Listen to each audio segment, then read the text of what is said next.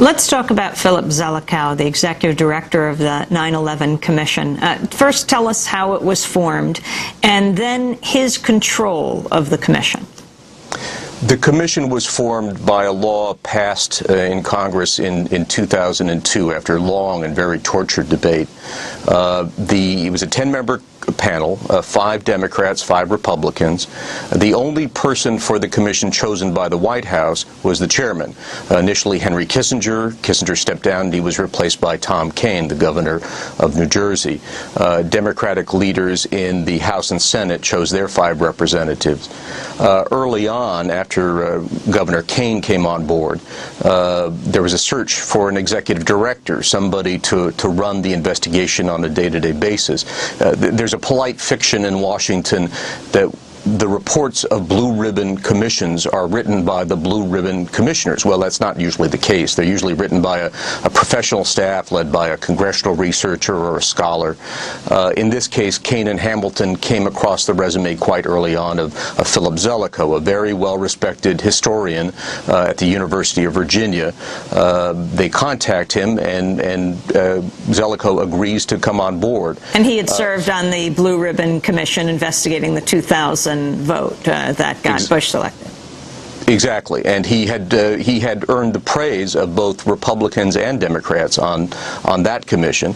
It's one of the commissioners from the Electoral Reform Commission who joins the 9/11 Commission and forwards Zelikow's name to Kean and Hamilton. And as I say, Zelikow comes on board quite early.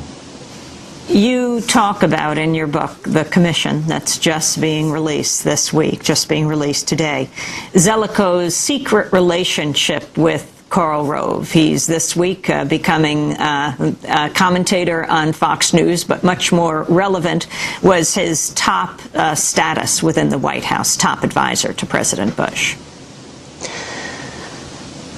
Well, what I can tell you is that in 2003, Karl Rove called Zelikow a number of times at the commission. We know this because there are phone logs recording Rove's calls in. Now, Zelikow had a lot of ties to the Bush administration, and that was known to some degree when he signed on to the investigation. And he had assured the commission that he would do his best to avoid the appearance of a conflict of interest and would cut off most of these ties with his friends in the White House and elsewhere. It becomes known on the commission staff in 2003 that despite these promises, Zelikow is having conversations with, of all people, Karl Rove. And this creates, as you might imagine, a huge amount of alarm and suspicion on the commission staff. You know, what is the executive director of the 9/11 Commission doing talking to Karl Rove?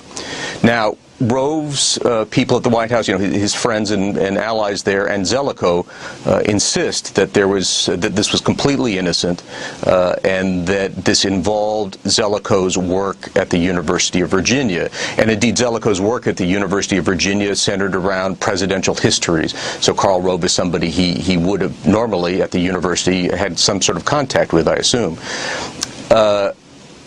And there's a odd development thereafter, which is Zelikow calls in his secretary, shuts the door, and informs her that she is no longer to keep phone logs of his contacts with the White House.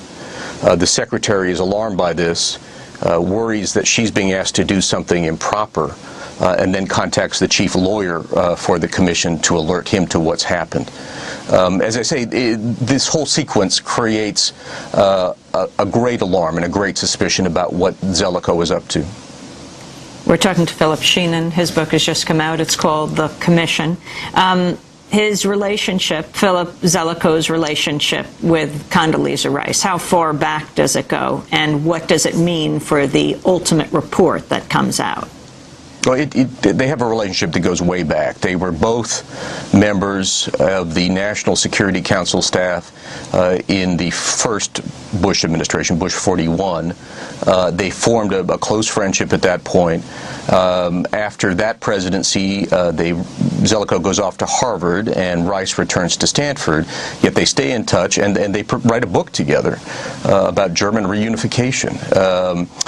After President Bush, the 43, enters the White House, he sets up a transition team for the National Security Council at Rice's recommendation, and Rice tasks Zelikow to join the transition team, specifically with responsibility for reviewing counterterrorism operations at the White House.